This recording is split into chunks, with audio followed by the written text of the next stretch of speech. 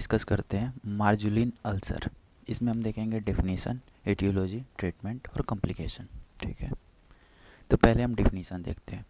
The cell outside growth of the skin and old scar present in the surrounding is called Marjolin's ulcer. ठीक है, Marjolin ulcer.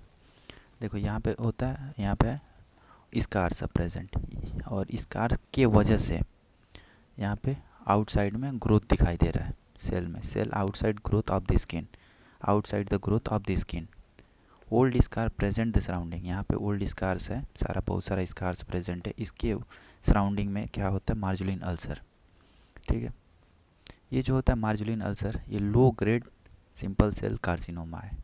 It is rise from the long standing scars. ये जो rise होता है long standing scars की वजह से होता है।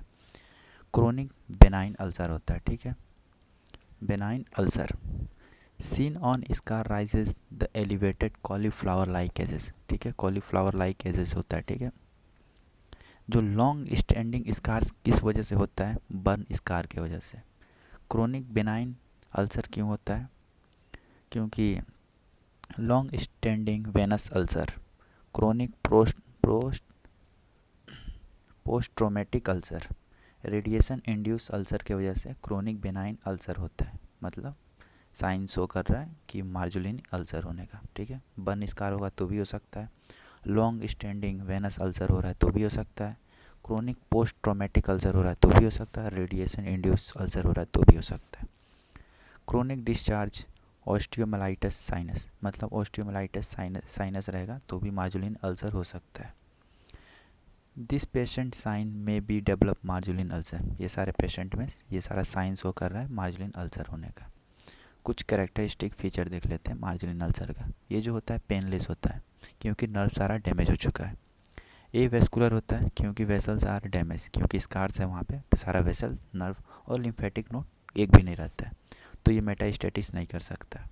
इसका डायग्नोसिस करने के लिए हमें बायोप्सी करना पड़ेगा। ठीक है, ट्रीटमेंट में केवल सर्जरी ऑप्शन है।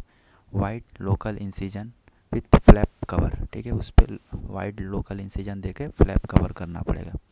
रेडियोथेरेपी नहीं करेंगे क्योंकि वहाँ पे लिम्फ नोड प्रेजेंट ही नहीं होता है। Lymph node not involve due to scarring and poor blood supply. Lymphatic spread are rare. ठीक है, लिम्फ नोड ही नहीं है तो लिम्फेटिक स्प्रेड नहीं होगा। अब इसमें कॉम्प्लिकेशन देख लेते हैं। Time to spread to other part of body include brain, kidney, liver और लंग्स। ठीक है, कुछ समय के बाद बॉडी के अलग अलग पार्ट में ये स्प्रेड कर सकता है। ठीक है, ये हुआ अपना मार्जुलिन अल्सर।